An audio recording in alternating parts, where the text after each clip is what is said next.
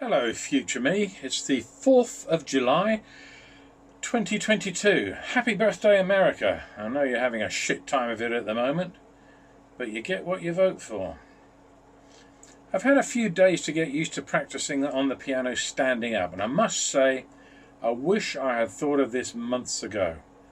Not only can I practice more often and for longer, I have a larger field of motion as well, meaning I can kind of sidestep up and down a pace or two depending on where my hands and fingers need to be.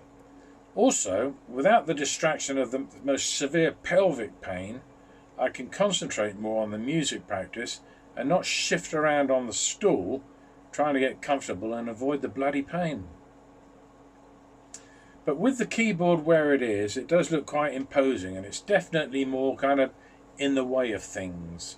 I only have a tiny flat, so every kind of square foot is at a premium really, but that's something I can live with until I can sit down again. So things are looking up on the piano learning front mostly, but looking down looking worse on my deteriorating health front. Swings and roundabouts though, one step forward, one step back.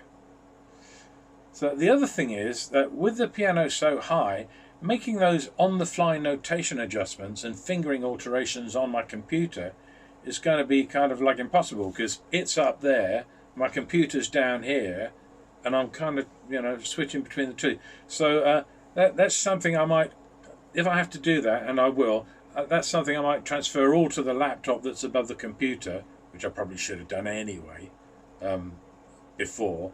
And then when I've done it, just make copies on a stick and bring them back down to my my regular PC. And on that note, I was still changing the fingering and even adding notes to page 2 at 4 o'clock Sunday afternoon, just a few hours ago. So we'll see how that that turns out when I eventually get to play it. It sounds and feels better to me though, so that's what matters, right?